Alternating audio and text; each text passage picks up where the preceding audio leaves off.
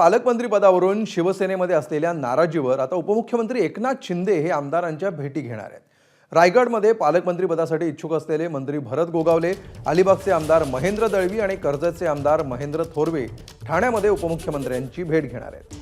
खरं तर रायगडच्या पालकमंत्री पदावरून सध्या महाराष्ट्रामध्ये वाद सुरू आहे। पालकमंत्रीपद कोणाला जाणार यावर जास्त चर्चा सुरू आहे, परंतु सध्या मात्र माझ्यासोबत भरत शेठ गोगावले यांच्या समर्थनार्थ अनेक कार्यकर्ते आहेत, ते मुंबईत दाखल झालेले आहेत आणि थोड्याच वेळात ते उपमुख्यमंत्री एकनाथ शिंदे म्हणजे शिवसेनेचे मुख्य नेते यांची भेट घेणार आहेत आणि गळ घालणार आहेत की पुन्हा एकदा म्हणजे भरत शेठ गोगावले यांची जी मागणी आहे की पालकमंत्रीपद मिळावं, यासाठी आता हे कार्यकर्ते आहेत, महिला भगिनी आहेत, त्यांच्याशी बातचीत करू। तुम्ही कुठून आलेलात आणि कशासाठी आलेलात? आम्ही रायगडवरून आलेलो आहोत। आम्ही आमच्या भरत शेठ गोगावले साहेबांना पालकमंत्री मिळावं यासाठी आलेलो आहोत। कोणाला भेटणार आहात आणि काय मागणी करणार आहात? एकनाथ शिंदे साहेबांना आम्ही भेटणार आहोत आणि पालकमंत्री पदासाठी आम्ही सेटना मिळावं त्यासाठी आम्हाला पूर्ण विश्वास आहे। मुख्यमंत्री दोन्ही उपमुख्यमंत्री यांच्यावर आमचा पूर्ण विश्वास आहे। आमची महायुती आहे आणि त्यामुळे निश्चितच आम्हाला न्याय मिळेल आणि पुन्हा एकदा आमचे आमदार आदरणीय भरत शेठ गोगावले साहेब यांच्या सर्व कार्यकर्त्यांचा आदर करून, आमच्या विचारांचा आदर करून आमच्या जिल्ह्याला आमदार भरत शेठ गोगावले साहेब यांच्यासारखं एक चांगलं गोरगरिबांची सेवा करणारं आणि ह्या जिल्ह्याचा विकास अधिक प्रकारे करण्यासाठी आमदार साहेबांना पालकमंत्री करावा हीच आमची सर्व कार्यकर्त्यांची मागणी आहे आणि त्यासाठीच आम्ही आज या ठिकाणी आलो। ध्वजारोहणाचा मान आहे तो आदिती तटकरे यांना दिलेला आहे, म्हणजे एकीकडे स्थगिती दिली आणि ध्वजारोहणाचा मान दिलेला आहे आदिती तटकरेंना, तर त्यामुळे कार्यकर्त्यांमध्ये नाराजी नाही आतापर्यंत एकनाथ शिंदे साहेब जे काही निर्णय घेतील तो आम्हाला मान्य असेल। नाही असं काय नाही, जे साहेब निर्णय घेतील तो आम्हाला सर्व कार्यकर्त्यांना मान्य असेल। पण समजा जर भविष्यात पालकमंत्रीपद नाही मिळालं तर तुम्ही आक्रमक भूमिका घेणार का? कारण का आधीच मुंबई गोवा महामार्ग आहे, तिकडे जाळपोळ झालेली आहे, रस्ता अडवलेला आहे। 100% सर्व कार्य 100% काय? 100% आम्ही अधिक आक्रमकपणे आम्ही आंदोलन करणार। मंत्रीपद मिळावं असं आमची इच्छा आहे। समजा नाही मिळालं तर त्याच्या पुढे आम्ही मिळालंच पाहिजे, ह्याकरताच आम्ही आलेलो आहोत। काय म्हणताय? पालकमंत्री पद हा मिळायला पाहिजे। आम्ही बऱ्याच दिवसातून प्रयत्न करीत आहोत आणि ते आता यशस्वी झालेलं आहे, परंतु त्यासाठी काही शून्यमुळे ते राहिलेलं आहे, परंतु आम्हाला आता परत आम्ही घेऊनच जाणार।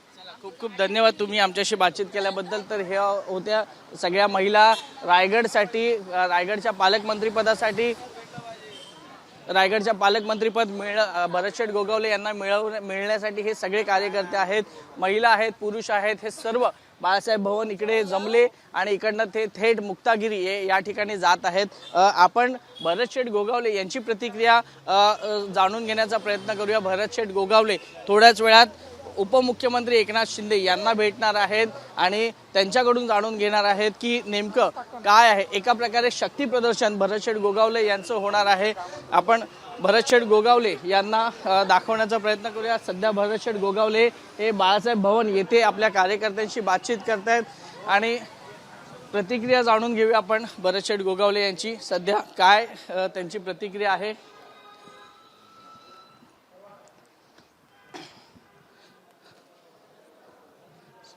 सध्या भरत शेठ गोगावले हे आपल्या कार्यकर्त्यांसोबत आपण बघू शकतो, इकडे मोठ्या प्रमाणात रायगडचे सगळे नेते मंडळी आहेत, कार्यकर्ते आहेत, जिल्ह्यातले महत्त्वाचे पदाधिकारी आहेत, ते या ठिकाणी दाखल झालेले आहेत आणि त्यांनी देखील एक मोठ्या प्रमाणात शक्ती प्रदर्शन करायचं ठरवलेलं आहे। त्यामुळे आता काय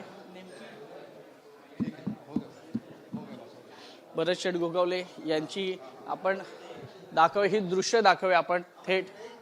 एकच मिनिट दादा, एक मिनिट। भरत शेठ गोगावले आतमध्ये आहेत आणि पदाधिकाऱ्यांसोबत चर्चा चाललेली आहे। तुम्ही कुठून आलेला दादा? पालीवरून आलोय। एक मिनिट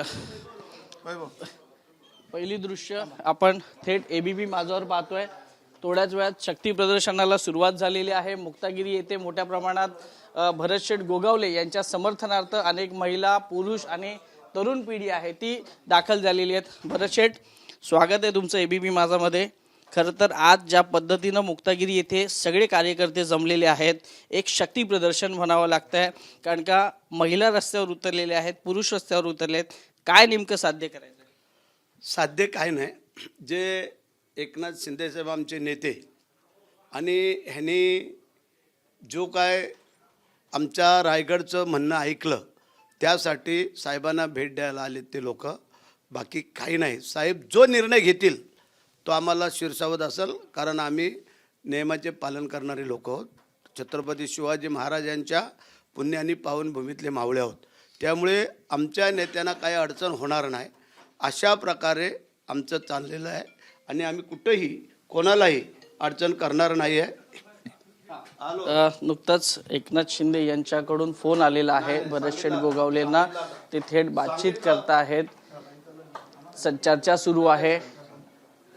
हा तर हे भरत शेठ गोगावले आहेत. त्यांनी सांगितलं की जो काही निर्णय एकनाथ शिंदे घेतील तो आम्हाला मान्य असेल आणि ज्या पद्धतीची स्थगिती दिलेली आहे ती स्थगिती दिल्यामुळे कुठेतरी कार्यकर्त्यांमध्ये एक वेगळं आनंदाचं वातावरण आहे आणि त्यामुळे धन्यवाद करायला हे सर्व कार्यकर्ते आले आहेत असं भरत शेठ गोगावले यांचं म्हणणं आहे. कुठल्याही प्रकारचं शक्ती प्रदर्शन नाहीये, फक्त आभार व्यक्त करण्यासाठी रायगडचे सगळे पदाधिकारी आहेत ते या ठिकाणी जमा झालेले आहेत आणि जो काही एकनाथ शिंदे अंतिम निर्णय घेतील तो शिरसावध असल्याची भूमिका ही भरत शेठ गोगावले यांनी घेतलेली आहे. आपण पुन्हा एकदा भरत शेठ यांच्याकडे जाण्याचा प्रयत्न करूया. सध्या मुख्यमंत्री कार्यालयाकडून उपमुख्यमंत्री कार्यालयाकडून त्यांच्याशी बातचीत चालू आहे, कार्यकर्ते आलेले आहेत. भरत शेठ, एवढ्या मोठ्या प्रमाणात सगळे कार्यकर्ते आलेले आहेत, कुठेतरी एक दबाव तंत्र पाहायला मिळतं? नाही, दबाव तंत्र काय नाही. एवढ्या मोठ्या लोकांनी आम्हाला जे निवडून दिलेलं आहे त्यांची भावना आहे, त्यांची इच्छा आहे आणि ते आपल्या नेत्यांकडे नाही प्रकट करणार तर कोणाकडे प्रकट करणार. म्हणून ते शिंदे साहेबांची भेट घ्यायला आलेले आहेत.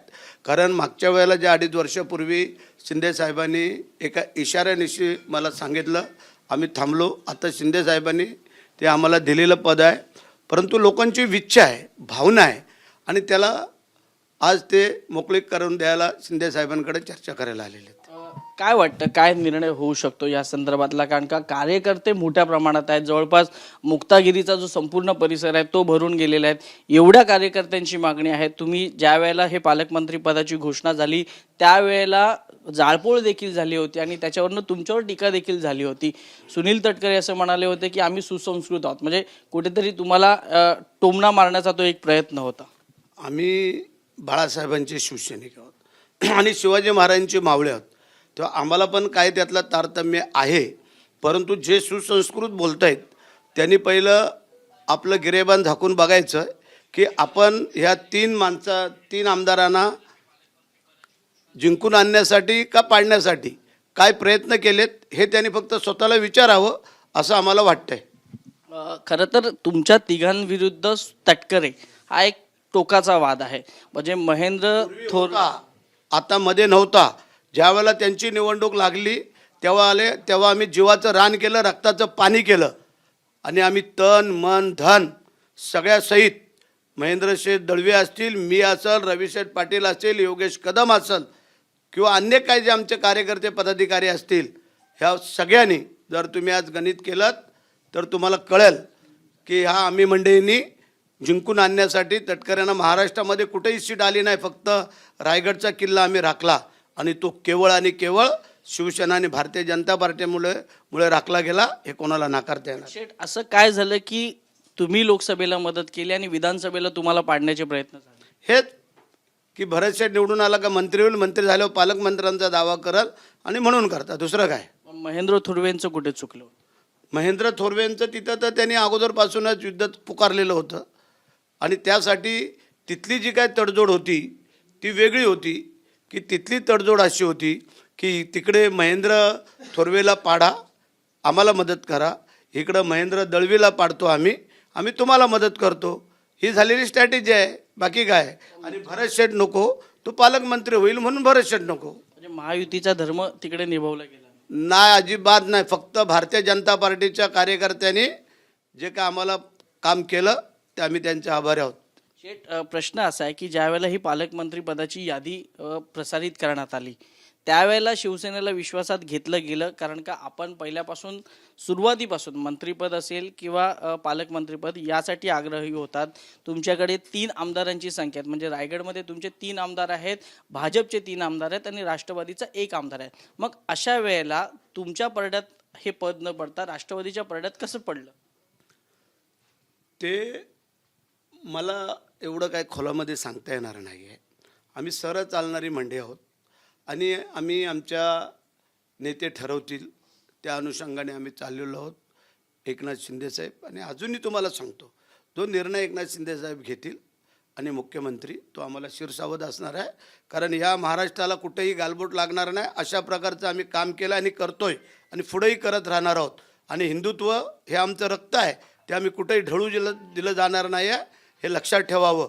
आणि दुसऱ्यांनी सुसंस्कृत आणि कुठली संस्कृती हे आम्हाला सांगण्याची आवश्यकता नाही आहे. कारण किती लोकांना ह्यांनी सुसंस्कृत दाखवलं आहे, हे आम्ही एक दिवशी पाडा वाचू. सर, शेवटचा प्रश्न भरत शेठ, तुम्हाला काय वाटतं की हे पालकमंत्रीपद म्हणजे सुरुवातीपासून एकनाथ शिंदेंच्या बंडात भरत शेठ हे पुढे राहिलेले आहेत, अग्रेसर राहिलेले आहेत, त्यांनी तो किल्ला सर करण्यासाठी प्रयत्न केला, परंतु भरत शेठला प्रत्येक वेळेला मंत्रीपद असेल किंवा पालकमंत्रीपद असेल संघर्ष करावा लागला. आता काय वाटतं की हे गेलेलं पालकमंत्रीपद भरत शेठकडे येईल? आमचे नेते मंडळी जो ठरवतील तो निर्णय आम्हाला मान्य आहे. खूप खूप धन्यवाद भरत शेठ, तुम्ही आमच्याशी बातचीत केल्याबद्दल. कॅमेरा पर्सन दीपेश महाजनसह वैभव परब, एबीपी माझा, मुंबई. एबीपी माझा, उघडा डोळे बघा नीट.